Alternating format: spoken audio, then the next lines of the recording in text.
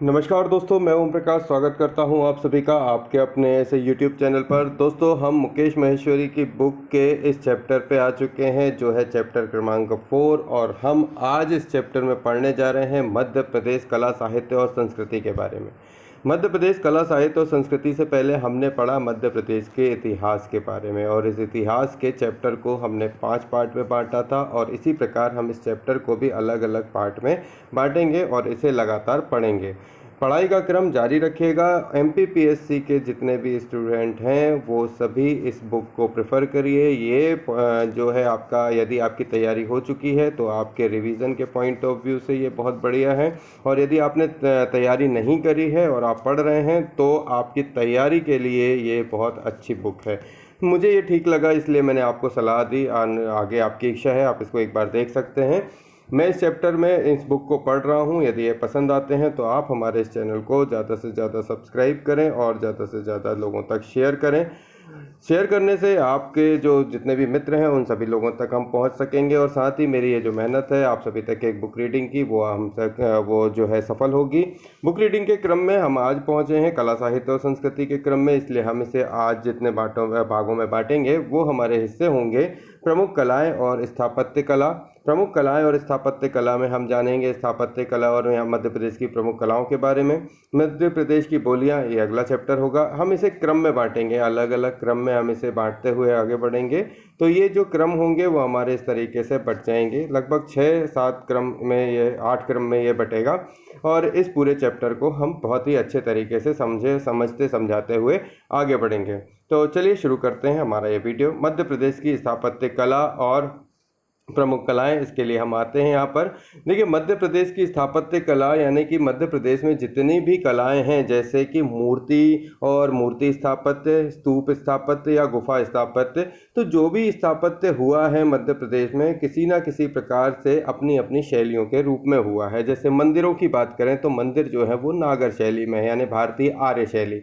तो मंदिर और मूर्ति के स्थापत्य कला में मध्य प्रदेश के मंदिर जो है वो नागर शैली यानी कि भारतीय आर्य शैली में निर्मित है। तो ये चीज़ याद रखिएगा, पूछे भी जाते हैं कि मध्य प्रदेश के मंदिर किस प्रकार की शैली में निर्मित हैं, तो नागर शैली में है, जिसे भारतीय आर्य शैली भी कहते हैं। और इसकी मुख्य विशेषता क्या है, तो मुख्य विशेषता क्या है कि नागर शैली में जो विशेषता है कि ये मंदिर किस तरीके के होते हैं, तो यदि आपने मंदिर को गौर से देखा होगा तो इसका जो ऊपर का गुंबद है वो एक मधुमक्खी की पेटी के आकार की आकृति वाला गुंबद होता है। दूसरी बात, उसका वर्गाकार जो ग्रिड है वो वर्गाकार जो क्षेत्र है वो ग्रिड सिद्धांत पर आधारित होता है। जैसे तेली मंदिर ग्वालियर का यदि आपने देखा हो तो वो ग्रिड सिद्धांत पर आधारित निर्माण है, वर्गाकार। इसके बाद आते हैं बाहरी सौंदर्य पर विशेष ध्यान दिया जाता है। जो बाहर का आडंबर है उसको बाहरी तरीके जो है उसको बहुत अच्छे तरीके से उसकी सुंदरता को चार चांद लगाए जाते हैं। इस प्रकार से उसकी बाहरी सुंदरता को जो है विशेष ध्यान देते हैं। गर्भगृह जहां मूर्ति विराजमान होती है उसमें भी एक अलग ही अनोखा जो आपको देखने का मिलेगा। यदि आपने जितने भी मंदिर हैं उनके गर्भगृह को देखा हो तो वहाँ पर एक बेहतरीन मतलब जो स्थापत्य है उसमें उसके जो बैठाने मूर्ति का विराजमान करने का एक तरीका है वो बहुत अलग है। साथ ही राजकीय संरक्षण, मध्य प्रदेश के अधिकांश मंदिर जो हैं वो चंदेल, सिंधिया या होलकर कलचुरी प्रतिहारों ने ही बनवाए हैं, क्योंकि इन्हीं के ही उस समय क्या थे आधिपत्य में सारा जो राजाओं का जो क्षेत्र था। तो चंदेल राजाओं ने बुंदेलखंड के खजुराहो का मंदिर का बनवाया। सिंधिया ने जो है इधर पे ग्वालियर में जो किले हैं वहाँ पे अपना कुछ हिस्सा दिया। होलकर, कलचुरी, प्रतिहार, इन सभी लोगों के ही बनाए गए क्या है मध्य प्रदेश में अधिकांश मंदिर वगैरह हैं। आगे बढ़ते हैं बुंदेलखंड स्थापत्य शैली। बुंदेलखंड स्थापत्य शैली को पढ़ते हैं। बुंदेलखंड स्थापत्य शैली क्या कहती है कि बुंदेलखंड स्थापत्य को चंदेल या खजुराहो शैली भी कहते हैं। तो बुंदेलखंड का जो पूरा क्षेत्र है वो मुख्यतः खजुराहो के मंदिरों के लिए जो है ज़्यादा पहचाना जाता है। और इसके साथ ही तो जो बुंदेलखंड स्थापत्य शैली है वो अगर देखा जाए तो उसके बारे में हम सभी जानते हैं कि खजुराहो शैली कहलाती है, और इसे चंदेल या खजुराहो शैली के नाम से जानते भी हैं। इस शैली को 10वीं से 13वीं शताब्दी के बीच चंदेल शासकों ने विशेष संरक्षण प्रदान किया है। स्थापत्य की विशेषताएं क्या हैं, बुंदेलखंड स्थापत्य की विशेषताएं क्या थी, देखिए। उरुशृंग व अंतराल बुंदेलखंड स्थापत्य की विशेषता है। उरूश रंग क्या कहलाता है कि शिखर की ऊपर निकली हुई मीनार नुमा आकृति और अंतराल गर्भगृह और बरामदे के बीच लंबा गलियारा कहलाता है। तो ये दो बातें याद रहेंगी। उरूश रंग क्या है? शिखर के ऊपर निकली हुई मीनार नुमा आकृति होती है, मतलब जैसे शिखर होता है उस शिखर पर मीनार नुमा निकली हुई आकृति होती है, ये उरूश रंग कहलाता है। और अंतराल जो है जैसे मंदिर का जो गर्भगृह है उस गर्भगृह से इस बीच का जो अंतराल है ना, ये बरामदे के बीच का लंबा गलियारा, ये क्या कहलाता है? अंतराल। मंदिर निर्माण में पन्ना खदान के स्थानीय गुलाबी व मटमैले ग्रेनाइट और लाल बलुआ पत्थर का इस्तेमाल होता था। क्या हुआ है कि जो मंदिर निर्माण है उसमें पन्ना की खदान के गुलाबी व मटमैले ग्रेनाइट और लाल बलुआ पत्थर का इस्तेमाल हुआ है। खजुराहो के मंदिरों में चारदीवारी या परकोटा नहीं है। खजुराहो के मंदिर में क्या नहीं है? चारदीवारी और परकोटा नहीं है। बुंदेलखंड स्थापत्य के मंदिरों की प्रतिमाओं में देवी देवताओं, अप्सरा, संभोगरत प्रतिमाएं और पशु आकृतियां भी हैं। तो जो यहाँ की प्रतिमाएं हैं बुंदेलखंड की, उन प्रतिमाओं में स्थापत्य का जो नमूना है उसमें देवी देवता, अप्सरा, संभोगरत प्रतिमाएं या फिर पशु आकृतियां भी देखने को मिलती हैं। महत्वपूर्ण मंदिर और उनका स्थापत्य। महत्वपूर्ण मंदिर और उनके स्थापत्य में सबसे पहले जानते हैं खजुराहो मंदिर।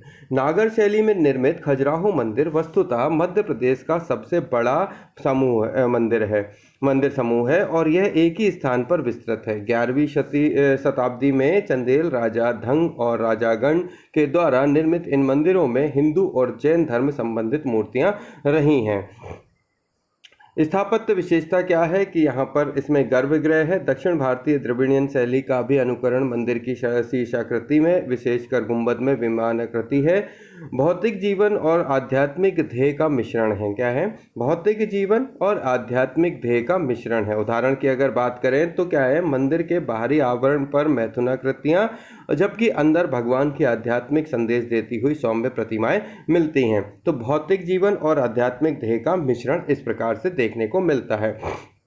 विशाल प्रांगण, चारदीवारी या परकोटा का अभाव। दूसरा आता है चतुर्भुज मंदिर, ओरछा जिनिवाड़ी। इस विशाल पाषाण मंदिर में भगवान विष्णु का राम के रूप में दिखाया गया है। चतुर्भुज मंदिर में भगवान विष्णु को जो है राम के रूप में दिखाया गया है। स्थापत्य की विशेषता में बात करें तो सबसे विशालता है ना। दूसरा, राम की मूल विष्णु के चतुर्भुज यानी 4 भुजाओं के रूप में प्रदर्शित किया गया है। मंदिर में नागर शैली की सभी विशेषताएं जैसे गर्भगृह, गुंबद, प्रांगण, परिक्रमा आदि पथ आदि हैं। मंदिर का अंदरूनी भाग सादगीपूर्ण और सपाट है, जबकि बाहर दीवार या गुंबद को धार्मिक प्रतीकों से सजाया गया है। ठीक है, नेक्स्ट आते हैं अपन पशुपतिनाथ मंदिर, मंदसौर। शिवना नदी के तट पर स्थित अत्यंत प्राचीन शिव मंदिर जिसमें पशुपति शिव स्वरूप की प्रतिमा विशाल प्रतिमा है। विशेषता क्या है कि यह मंदिर नागर शैली में है। दूसरा, मूर्ति अष्टमुखी है जो पशुपति के 8 मुखों को सभी दिशाओं में प्रदर्शित करती है। आगे आइए महाकालेश्वर ज्योतिर्लिंग। दक्षिण मुखी एकमात्र ज्योतिर्लिंग जो पवित्र नदी क्षिप्रा के तट पर अवस्थित है। क्षिप्रा है ना, क्षिप्रा के तट पर अवस्थित है। 12 ज्योतिर्लिंग में से एक महाकालेश्वर वस्तुतः कालों के काल महाकाल के नाम से प्रसिद्ध हैं। विशेषता क्या है? पाषाण निर्मित विशाल मंदिर प्रांगण है। पाषाण निर्मित विशाल मंदिर प्रांगण है। दूसरा, विभिन्न देवी देवताओं की मूर्तियां जो नागर और द्रविड़ियन दोनों शैलियों में हैं। तीसरी बात, मंदिर का विशाल गुंबद। और चौथा, महाकाल शिव का ज्योतिर्लिंग में भी विशेष रूप से आकर्षण है। तो महाकाल शिव का ज्योतिर्लिंग भी विशेष रूप से आकर्षण का यहाँ क्या केंद्र होता है, क्योंकि यहाँ पे भस्म आरती और जो है कई प्रकार के उनके स्नान होते हैं और कई प्रकार के उनके श्रृंगार होते हैं, तो वो एक अपने आप में आकर्षक रूप है। विष्णु मंदिर देवगढ़। झांसी के निकट स्थित देवगढ़ का दशावतार मंदिर भारत में अपनी श्रेणी का विलक्षण मंदिर है। विशेषताएं हैं, गुप्तकालीन नागर शैली का सबसे प्राचीनतम उदाहरण है। मिट्टी शिल्प का प्रयोग होता है। भगवान विष्णु के 10 अवतारों में को मूर्तियों के माध्यम से प्रदर्शित किया गया है। आगे बढ़ते हैं ग्वालियर का मंदिर स्थापत्य। ग्वालियर के प्राचीन मंदिरों में तेली का मंदिर तेले द्वारा निर्मित और सास बहु मंदिर, सहस्त्रबाहु मंदिर और चतुर्भुज मंदिर, सूर्य मंदिर जिसे लश्कर मंदिर कहते हैं आदि अपने स्थापत्य के लिए प्रसिद्ध हैं। और यहाँ बंदी छोड़ गुरुद्वारा का स्थापत्य भी आकर्षक है।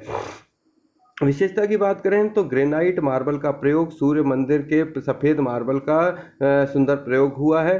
मंदिरों की विशालता और विशेषकर सूर्य भगवान की मूर्ति अत्यंत विशाल है। नागर शैली के अनुरूप गर्भगृह, प्रांगण, परिक्रमा पथ, गुंबद आदि इत्यादि जो है वो विशेष रूप से जो है शैली को दर्शाते हैं।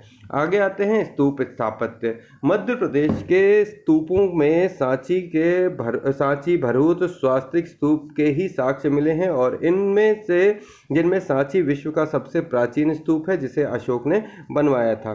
सांची स्तूप बुद्धिस्ट वास्तुकला के रत्न कहलाने वाले सांची स्तूप का निर्माण अशोक ने 250 ईस्वी पूर्व किया था। जनरल टेलर ने इसे सर्वप्रथम जो है प्रकाशित किया, यानी कि प्रकाश में आया उनके द्वारा। महादेवी जो कि अशोक की पत्नी थी की देखरेख में निर्मित सांची स्तूप की विशेषताएं क्या क्या हैं। एक तो है कि कमल के उल्टे फूल की आकृति है ना, अर्धगोलाकार आकृति। दूसरा, पत्थर और चूने की चुनाई से निर्मित पाषाण निर्मित सबसे पुरानी मानव निर्मित पाषाण संरचना। चारों दिशाओं में 4 आकर्षक प्रवेश द्वार, प्रवेश कारक और परिक्रमा पथ जो कि शुंकालीन है। आगे बढ़ते हैं भरूत स्तूप। सतना स्थित भरहूत ग्राम से अशोक द्वारा निर्मित स्तूप के साक्ष्य मिले हैं। भरूत स्तूप मध्य प्रदेश के सतना जिले में स्थित है और इसका निर्माण अशोक के काल में एक विशाल शुंग काल में हुआ। इसका जो विकास है वो शुंग काल में हुआ। इसके अधिकांश हिस्सों को जो खंडहर हो चुके थे कलकत्ता संग्रहालय में रखा गया है। विशेषता क्या है, इस भरूत अधिक विकसित कला है और स्तूप जो कमल के उल्टे फूल के अनुरूप ही निर्मित है। स्तूप का केंद्रीय भाग लाल बलुआ पत्थर से निर्मित, शैल भाग साधारण ईंटों का बना है। स्तूप के चारों ओर 4 तोरण बनाए गए हैं। स्तूप के निकट ही स्तंभ अभिलेख से सूचित होता है कि वशिष्ठ पुत्र धनभूति ने शुंग काल में इसका प्रदक्षिण पथ बनवाया था। भरहूत स्तंभ के अवशेषों पर खरोष्ठी लिपि अंकित मिलती है। स्तूप में रेलिंग की डिजाइन मुख्य आकर्षण का बिंदु है और पत्थरों पर जटिल डिजाइन बनाई गई है। स्तूप के चारों ओर वेदिका निर्मित है और इसके चारों ओर 11 तोरण हैं। भरहूत स्तूप तथा वेदिका के बीच प्रदक्षिणा पथ है और वेदिका में कुल 80 स्तंभ हैं। स्वास्तिक स्तूप जिसे सिंगरौली बोलते हैं, सिंगरौली में है। 6ठी शताब्दी के लगभग 11 स्तूपों की खोज भारतीय पुरातत्व विभाग के 20वीं सदी में हुए। बुद्धाडंडा स्थान पर केंद्रित ये स्तूप स्वास्तिक पैटर्न में निर्मित हैं और 6 से 10 पाषाण जो स्वास्तिक पैटर्न के प्राकृतिक टीलों पर रखा गया है। निर्माता ने अद्भुत आकृतियों की संरचना को प्रदर्शित किया है। गुफा स्थापत्य पे चलते हैं। मध्य प्रदेश में स्थित गुफाएं प्राकृतिक चट्टानों को काटकर निर्मित वास्तुकला के विशिष्ट नमूने हैं। उदयगिरी की गुफाएं विदिशा जिले के सोनपुरा गांव में स्थित उदयगिरी गुफाएं विभिन्न पाषाणीय गुफाओं का समूह है। इसकी विशेषता है चट्टानों को काटकर विशाल गुफाओं का निर्माण। गुप्तकालीन शास्त्रीय कला का अनुपम उदाहरण हाथी गुफा अभिलेख जो कि भुवनेश्वर में है। में उदयगिरी को कुमारी पर्वत कहा गया है। हाथी गुफा अभिलेख में उदयगिरी को कुमारी पर्वत कहा गया है। 20 गुफाओं में से अधिकांश को काटकर मंदिर का स्वरूप दिया गया है, यानी कि जो 20 गुफाएं हैं उन सभी को काटकर अधिकांश को क्या है, मंदिर का स्वरूप दिया गया है। चट्टानों को काटकर ही मंदिर के स्तंभ बनाए गए हैं। मूर्तियों में से कुछ चट्टानों से ही निर्मित है और कुछ खलुआ पत्थर से पृथक निर्मित करी गई हैं। महत्वपूर्ण विशेषता वास्तुकला की सादगी गुप्तकालीन आध्यात्मिकता को संपूर्ण कला अभिव्यक्त करती है। संपूर्ण कला धर्म और अध्यात्म प्रेरित है। बिना जोड़ के विशाल मूर्तियों को निर्मित करना कला के बेजोड़ सिद्धांतों का परिचायक है। बीनाबादिक गुफा गुफा नंबर 4 में विशाल शिवलिंग है और गुफा नंबर 5 में बराह अवतार को दिखाया गया है। गुफा नंबर 13 में शेषाई भगवान विष्णु की मूर्ति स्थापत्य का चरण है। गुफा नंबर 19 वास्तुकला को बेजोड़ उदाहरण है, जिसमें गंगा और यमुना के लघु आकृतियों और आरोपित पैटर्न के साथ जीवंत किया गया है। अमृत मंथन का दृश्य भी अद्भुत है। तो ये था हमारा पहला वाला चैप्टर जिसमें हमने पढ़ा उदयगिरी की गुफाएं। अब चलते हैं भीमबेटका की गुफाओं पर। प्रागैतिहासिक मानव के साक्ष्य अब्दुल्लागंज यानी रायसेन के विंध्य पर्वतों में स्थित भीमबेटका के शैलाश्रय हैं और इस गौरवशाली धरोहर की खोज सन 1957 में पुरातत्व शास्त्री डॉक्टर विष्णु श्रीधर वाकणकर ने की थी।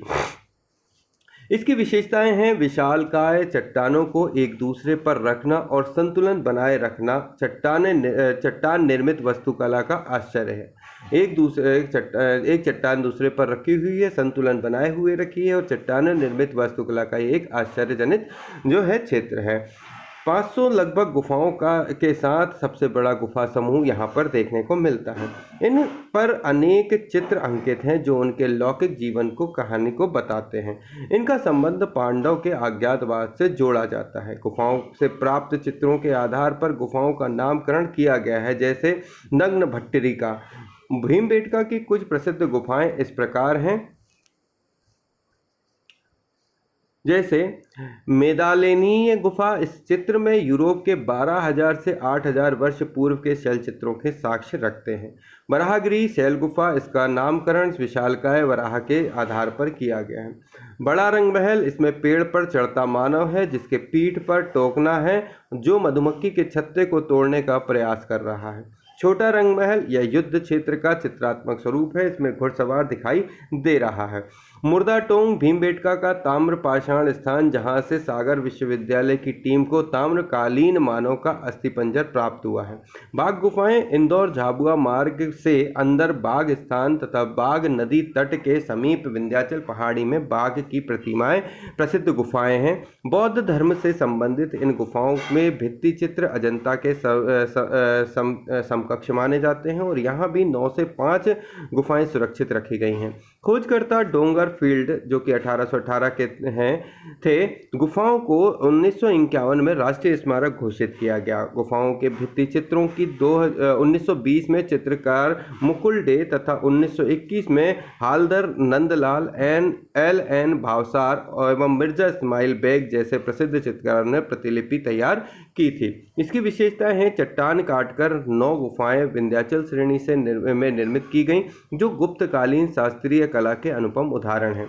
परस्पर समानांतर खड़ी बलुआ पत्थर की चट्टानें कलाकार की सिद्ध हस्तता प्रदर्शित करती है। अधिकांश गुफाएं बोधिसत्वों के विहार थे जो चतुर्भुजीय योजना पर निर्मित हैं। 7 वाहनों के द्वारा चैत्य आदि निर्मित किए गए हैं। बाघ गुफाएं रंगीन भित्ति चित्र के लिए प्रसिद्ध हैं और इन पर की गई चित्रकारी फ्रेस्को मुगल पेंटिंग कहलाती हैं।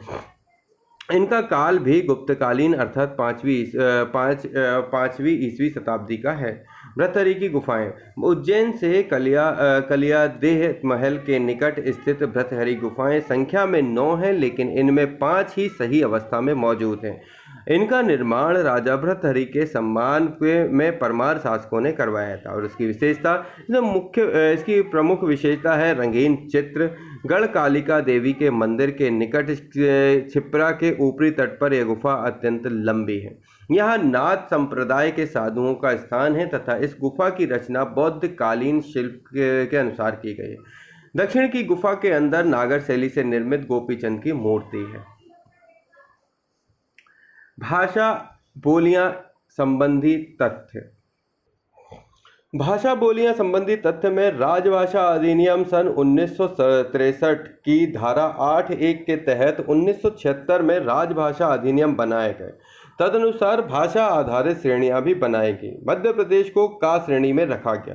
का श्रेणी राज्यों की राजकीय भाषा हिंदी है। का श्रेणी में 9 राज्य तथा 2 संघ क्षेत्र हैं। मध्य प्रदेश राजभाषा अधिनियम 1957 क्रमांक 5 सन 1958 की धारा 3 के तहत मध्य प्रदेश शासन के शासकीय कार्यों की राजकीय भाषा हिंदी है। मध्य प्रदेश राजभाषा अधिनियम 1957 क्रमांक 5 सन 1958 की धारा 4 के तहत मध्य प्रदेश विधानसभा के समस्त कार्यों, विधेयक आदि की हिंदी भाषा होगी। मध्य प्रदेश शासन ने 2016 में निर्णय लिया कि प्रत्येक स्तर पर सभी शासकीय पत्राचार हिंदी में होंगे। 14 सितंबर को हिंदी दिवस मनाने का निर्णय 1953 में हुआ और इसकी सिफारिश राष्ट्रभाषा प्रचार समिति वर्धा ने की, क्योंकि 14 सितंबर 1949 को ही संविधान सभा ने हिंदी को राजभाषा का दर्जा देने का निर्णय सर्वानुमति से लिया गया था। सर्वप्रथम 1917 में राजभाषा के रूप में हिंदी को मान्यता राष्ट्रपिता महात्मा गांधी द्वारा भरूच में दी गई थी। भारत सरकार के गृह मंत्रालय के अधीन राजभाषा विभाग कार्य करता है। राष्ट्रपति के आदेश द्वारा ही वर्ष 1960 में आयोग की स्थापना हुई तथा 1963 की राजभाषा अधिनियम पारित हुआ। तत्पश्चात वर्ष 1968 को राजभाषा संबंधी प्रस्ताव पारित किया गया। चलिए पढ़ते हैं मध्य प्रदेश की प्रमुख बोलियां। मध्य प्रदेश के विभिन्न अंचलों में स्थानीय बोलियां प्रचलित हैं, जैसे मालवा में मालवीय, बुंदेलखंड में बुंदेली। इन सब के कतिपय समानताएं भी हैं क्योंकि सभी हिंदी की बोलियां हैं और जनजाति बोलियों को छोड़कर। पहले बढ़ते हैं बुंदेलखंडी पर। आर्य भाषा परिवार की इस बोली को अपेक्षाकृत अधिक दायरा इस राज्य में दिया गया है और इसका नामकरण जॉर्ज गियर्सन ने किया था और यह सौर सैनी की अपभ्रंश है। बुंदेलखंड के साथ दक्षिण मध्य प्रदेश के जिला जहां तक कि मध्य प्रदेश की सीमा से सटे महाराष्ट्र के जिलों में भी इसका प्रभाव है और शुद्ध बुंदेली टीकमगढ़, सागर, नरसिंहपुर में तथा इसकी उपबोलियां जैसे पवारी, ग्वालियर, दतिया में, लोधांती, हमीरपुर में तथा खटोला, पन्ना, छतरपुर, दमोह में बोली जाती है। तो इस प्रकार बुंदेलखंडी के जो क्षेत्र हैं वो यहाँ बोले जाते हैं। आइए इस डायग्राम को देखें तो किस बोली को कहाँ बोला जाता है। तो मध्य प्रदेश की प्रमुख बोलियों में देखिए उत्तर की तरफ ब्रजभाषा बोली जाती है।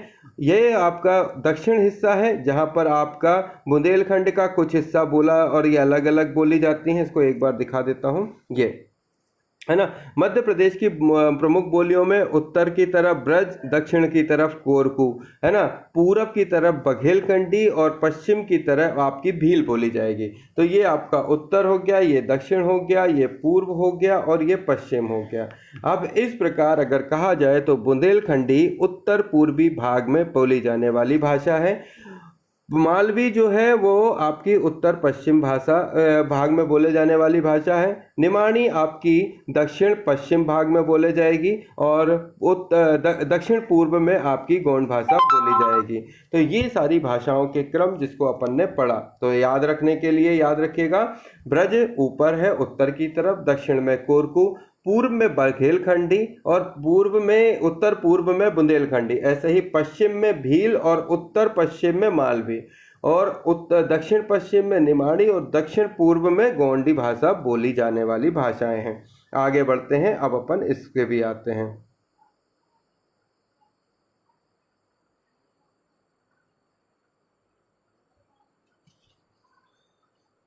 बुंदेली के कुछ मिश्रित रूप भी हैं, जैसे बनाफरी, कुंडरी और निभट्टा, भदावरी, कोष्ठी।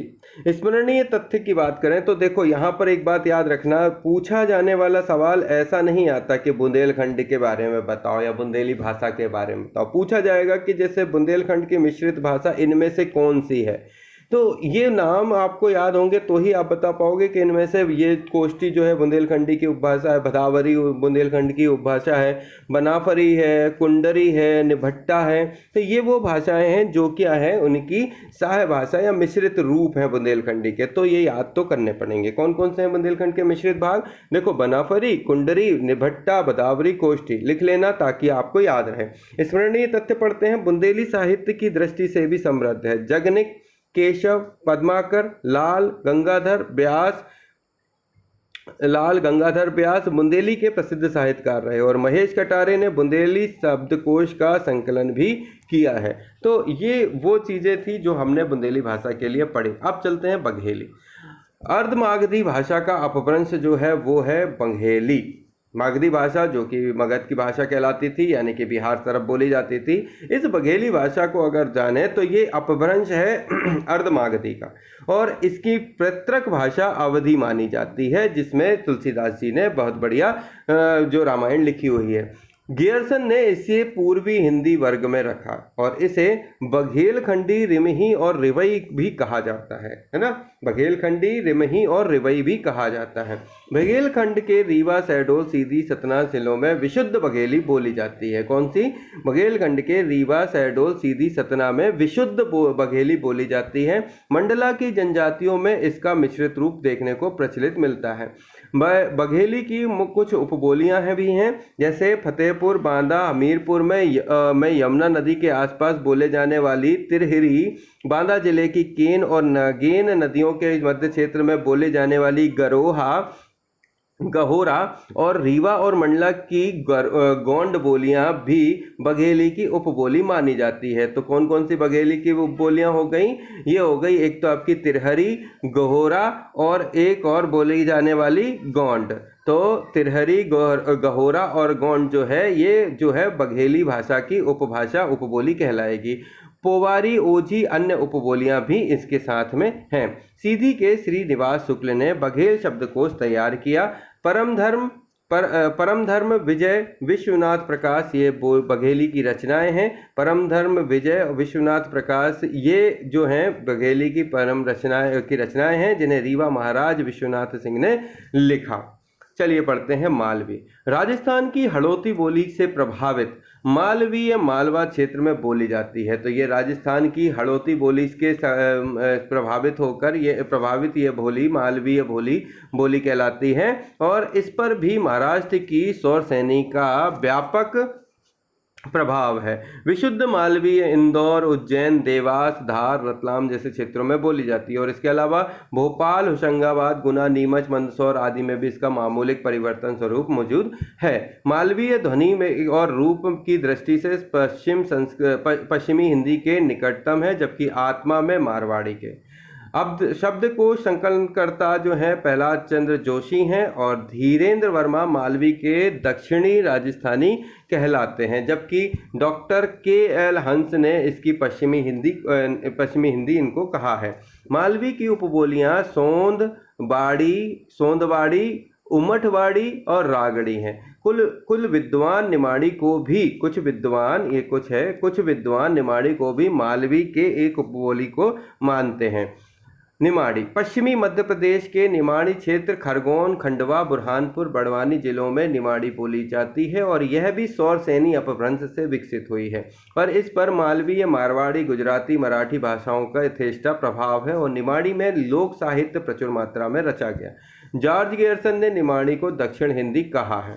19 सितंबर को निवाड़ी दिवस मनाया जाता है और निवाड़ी के प्रसिद्ध साहित्यकार गौरी शंकर शर्मा, राम नारायण उपाध्याय, प्रभाकर चौबे, अम्मार बोल, लेखक महादेव प्रसाद चतुर्वेदी निमाड़ी भाषा में पहला महाकाव्य है और यह महाभारत का निमाड़ी अनुवाद है।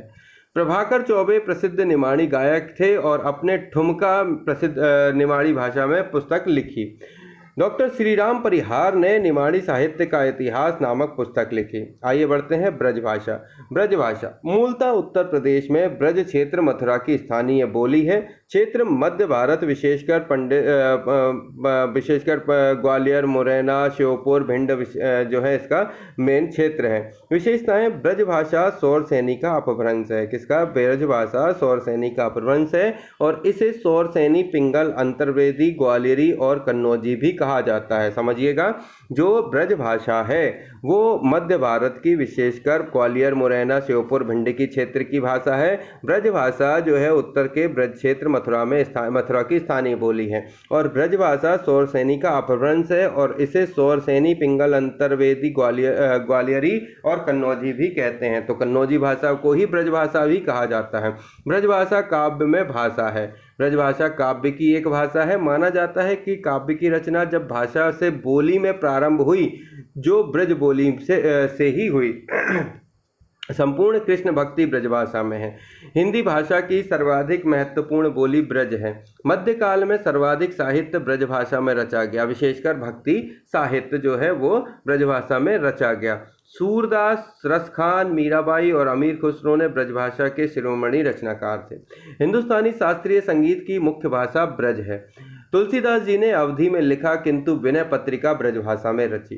आइए चलते हैं भदावरी भाषा। मूलतः कहावतों में व्यक्त होने वाली बोली है। माना जाता है कि यह देवगण जिस भद्र श्रव्य भाषा का उपयोग करते थे उसी का अपभ्रंश भदावरी है ना। मतलब भदारी भाषा मुख्यतः कहावतों में व्यक्त होने वाली ऐसी बोली है जो कहावतों में बोली जाती है और माना जाता है कि देवगण जिस भद्र श्रव्य भाषा का उपयोग करते थे, देवगण जो भद्र श्रव्य भाषा का उपयोग करते थे उसी का अपभ्रंश भदावरी है। यह क्षेत्र मध्य प्रदेश, उत्तर प्रदेश, राजस्थान का सीमावर्ती क्षेत्र में बोली जाती है। मध्य प्रदेश के मध्य भारत विशेषकर भिंड, ग्वालियर, मुरैना में बोली जाती है ये भाषा। उल्लेखनीय है कि भिंड जिले के अटेर भिंड महगांव का क्षेत्र भदावर धार नाम से जाना जाता है और यहाँ की बोली भदावरी कहलाती है। विशेषकर सशक्त बोली है, कहावतों का विशाल भंडार है। बोलने वाले लगभग 60 लाख में से अकेले भिंड में 6 लाख लोग हैं और उपनाम इसका जो है गांवबारी और बुलंद इसकी उपनाम है। मध्य प्रदेश की अन्य बोलियां, जांदो माटी मुरैना श्योपुर का क्षेत्र जिसमें विशेषकर जांदो माटी कहलाता है। मुरैना श्योपुर का क्षेत्र जो विशेषकर जांदो माटी कहलाता है, इस क्षेत्र में बोली जांदो माटी ही कहलाती है। इस क्षेत्र की बात करें तो सर्वाधिक रूप से मुरैना के संबलखंड इलाके में प्रचलित है और संबलखंड के में स्थित 24 गांवों को चौबीसा कहते हैं और अतः यहाँ जांदो माटी चौबीसा बोली जाती है। आइए पढ़ते हैं पंचमहली। ग्वालियर जिले में सर्वाधिक प्रयुक्त बोली पंचमहली है और उसका क्षेत्र डबरा मितरवार के 5 पारंपरिक महलों डबरा, भितरवार, पिछोर, चानोट, टेकनपुर की बोली पंचमहली कहलाती है। विशेषताएं, पंचमहली ग्वालियर की मुख्य लौकिक भाषा है और इस पर जटवारी का पंचमहली पर इतना प्रभाव है कि दोनों में सूक्ष्म अंतर मात्र रह जाता है। पंचमहली में बुंदेली की शाब्दिक ध्वनि विशेषताएं भी पाई जाती हैं। जटवारी मध्यकालीन जाटों के राजकाल में जटवारी बोली का प्रचलन मध्य भारत में हुआ। इसका क्षेत्र था जटवारा क्षेत्र जो गोहद भिंड से मुरार यानी ग्वालियर तक विस्तृत था। विशेषताएं, जटवारी का पंचमहली पर तथा पंचमहली का जटवारी पर इतना प्रभाव है कि दोनों में सूक्ष्म अंतर रह जाता है, ये इसकी विशेषता है। जटवारी लोक भाषा पर क्षेत्र की सीमा के उत्तर में भदावरी लोक भाषा, दक्षिण में पंचमहली, पूर्व में कछवायाधारी, राजपूती और बुंदेली तथा पश्चिम में तौरधारी लोक भाषा का प्रभाव इस पर पड़ता है। आगे बढ़ते हैं सिकरवारी। सिकरवारी क्षेत्र मध्य भारत का सर्वाधिक प्रभुत्ववादी क्षेत्र माना जाता है और यह क्षत्रियों की भूमि कहलाता है। यहाँ की भाषा सिकरवारी कहलाती है। क्षेत्र मुरैना जिला, विशेषकर मुरैना, जौरा, कैलाश, पहाड़गढ़। कछवायधारी ग्वालियर क्षेत्र कभी कच्छापछाट कहलाता था क्योंकि यहाँ कछवाए शासकों का शासन था। क्षेत्र कछवायधारी लोक भाषा भिंड के खंड रौन के संपूर्ण भाग, खंड लाहार के उत्तरी भाग, खंड भिंड के सुदूर पूर्वी भाग तथा खंड महगांव में भरोली गांव के आसपास प्रचलित है और इस लोक भाषा का दायरा करीब 430 गांवों तक फैला हुआ है। तौरधारी मुरैना क्षेत्र के एक भाग में तोमर क्षत्रियों का बाहुल्य है। लगभग 7 से 8 लाख तोमरों को बोली तौरधारी कहलाते हैं। क्षेत्र मध्य क्षेत्र के सीमांत जनपद मुरैना की तहसील मुरैना, अम्बाह और पोरसा तहसील का संपूर्ण क्षेत्र तथा जनपद भिंड की गोहद तहसील का पश्चिमी किनारा तौरधार के नाम से जाना जाता है।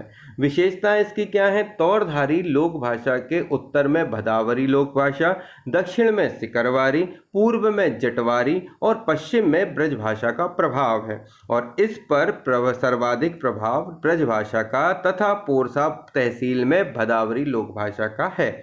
लोकधारी भिंड क्षेत्र के लोधी क्षत्रियों की बोली लोकधारी कहलाती है, यानी कि भिंड क्षेत्र का लोधी क्षत्रिय जो है लोकधारी भाषा बोलता है और यह क्षेत्र मध्य प्रदेश के भिंड जिले के अटेर खंड का दक्षिण भाग, कुछ गांव तथा महगांव खंड का उत्तर पश्चिमी भाग लोधधार के नाम से जाना जाता है। लोधधार के नाम से जाना जाता है। विशेषताएं, लोधाधारी लोक भाषा पर भदावरी लोक भाषा का सर्वाधिक प्रभाव है, इसलिए इनके कई शब्द एक जैसे हैं। राजपूती मध्य प्रदेश का क्षेत्र विशेषकर राजपूत धार कहलाता है और यहाँ के राजपूतों की बोली रजपूती कहलाती है। क्षेत्र मध्य प्रदेश के भिंड जिले के अंतर्गत सिंध नदी के कछार में स्थित महगांव खंड में अमायन वृत्त के कई गांव, रौन खंड का दक्षिणी भाग, लहार खंड के पश्चिमी किनारे के कुछ गांव तथा दतिया जिले के सेवड़ा खंड के कुछ गांव राजपूत घराने के राजपूत धार में आते हैं। विशेषताएं: राजपूती लोक भाषा पर बुंदेली, लोधांती, कछावाधारी लोक भाषा का सर्वाधिक प्रभाव है क्योंकि यह राजपूती की सीमांत सीमाएं हैं। पवारी, इनकी उत्पत्ति गुजराती और मराठी के सम्मिश्रण से मानी जाती है। छिंदवाड़ा में पवार जाति की बोली पवारी है। क्षेत्र: छिंदवाड़ा जिले के पांडुंगड़ा, सौसर तहसील और बालाघाट जिले के पूरे क्षेत्र के अलावा सिवनी जिले का कुरई, उगली और बरघाटे इसका क्षेत्र है। विशेषताएं क्या हैं कि ध्वनिक रूप से गुजराती के निकट है और विदर्भ क्षेत्र तक व्यापक है। कौरवी, हिंदी की पूर्व बोली कौरवी मानी जाती है। क्षेत्र: भिंड जिले के अंतर्गत आने वाले लाहार खंड में दबोह और आलमपुर, दतिया जिले के भांडेर खंड और सीमांत उत्तर प्रदेश का जालौन जिला इसके क्षेत्र हैं। जो विशेषताएं हैं, खड़ी हिंदी बोली के अत्यधिक निकट है और हिंदी की उत्पत्ति का आधार है। जनजातीय बोलियां: जनजातियों की अपनी बोलियां प्रचलित हैं। जैसे मंडला में गोंडी भाषा पर्याप्त रूप से बोली जाती है और इसी प्रकार मुंडा भाषा परिवार की कोरकू बोली कोरकू जनजाति की बोली जाती है। भीली, इसे भी अब आर्य भाषा परिवार की ही बोली माना जाता है। झाबुआ पश्चिमी निमाड़, धार, रतलाम में निवासरत भीलों की बोली है और इसमें द्रविड़ियन और कोलरियन शब्दों का भी प्रयोग मिलता है, लेकिन ऐसा जनजातीय संपर्क से हुआ है। इस पर निमाड़ी, राजस्थानी, गुजराती, मालवीय बोली का पर्याप्त प्रभाव है। मवासी, छिंदवाड़ा का मवासी जनजाति की बोली मवासी कहलाती है। छिंदवाड़ा जिले की जुन्नार देव तहसील के गांवों में मुख्यतः प्रचलित है। आंशिक रूप से बिछुआ, सौसर, मोहगांव विकासखंड में भी प्रचलित है। बारेला जनजाति भील की उपजाति है और जो बोली जाने वाली बारेला कहलाती है। क्षेत्र इसका पश्चिमी निमाड़, विशेषकर खरगोन और अलीराजपुर है। गोंडी जनजाति और उसकी उपजातियों की बोली गोंडी कहलाती है।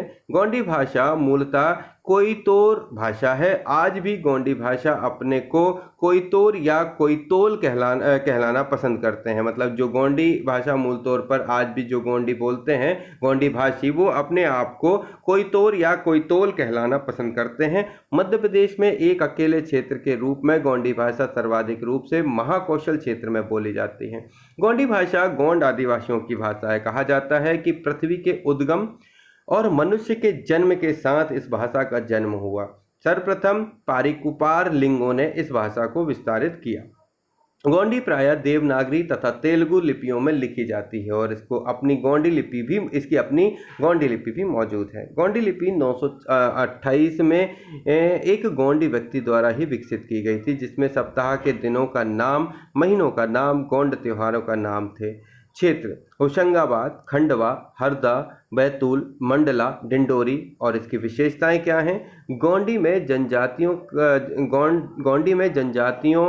का सर्वाधिक समृद्ध साहित्य देखने को मिलता है। गोंड और उसकी उपजातियों में लोकगीतों में गोंडी का प्रयोग है। गोंडवाना मुक्ति सेना प्रमुख दरबू सिंह उइके विगत कई वर्षों से गोंडी भाषा के प्रचार प्रसार में जुटे हुए हैं। गोंडी भाषा को गोंडी लिपि में बालाघाट जिले के भाव सिंह मेसराम ने सन 1957 में प्रकाशित किया। आइए चलते हैं बंजारी भाषा पे। बंजारी जनजाति की बोली है और क्षेत्र इसका ग्वालियर जिले के घाटी गांव खंड में हुकमगढ़, पार, सिमरिया, चेत, दुबा, डबरा और मुरार खंड और भिंड जिले के गोहद खंड में ये बंजारा जाति की बंजारा बोली बोली जाती है। विशेषताएं इसकी हैं, बंजारे लोग अपनी बोली को ग्वारी कहते हैं। बंजारी या ग्वारी में अनेक लोकगीत मिलते हैं। बंजारी पर राजस्थान की बोलियों का प्रभाव है। सहरिया जनजाति की बोली सहरियाई है। क्षेत्र ग्वालियर और चंबल संभाग के अंतर्गत आने वाले भिंड, मुरैना, श्योपुर, ग्वालियर, दतिया, शिवपुरी, अशोकनगर और गुना है। विशेषताएं सहरिया जनजाति की बोली हैं और इस पर हिंदी, बुंदेली, जांदोमाटी, ब्रज, पंचमहली, सिकरवारी का प्रभाव है। आगे बढ़ते हैं। नहाल।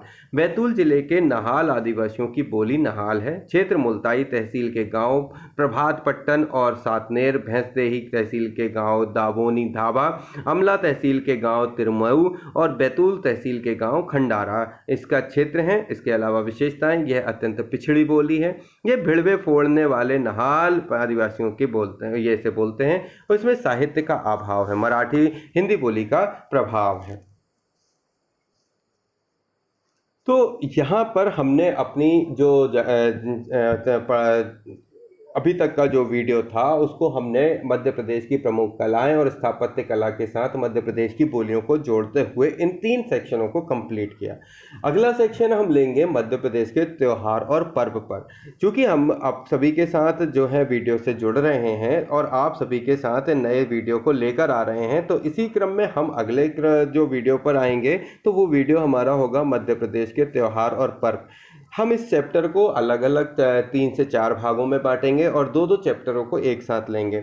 इस पूरे चैप्टरों को पढ़ने से हमें कुछ चीज़ें जानकारी में मिलती हैं कि मध्य प्रदेश की स्थापत्य कला, मंदिर मूर्ति कला किस प्रकार है। बुंदेलखंडी, बघेलखंडी, मालवी और जो मंदिर हैं इसमें अलग अलग तरीके के वो कैसे हैं, किस प्रकार गुफा के स्थापत्य हैं, किस प्रकार स्तूपों के स्थापत्य हैं, किस प्रकार की बोलियाँ हमारे मध्य प्रदेश में बोली जाती हैं। तो ये सारी चीज़ें अभी तक हमने पढ़ी।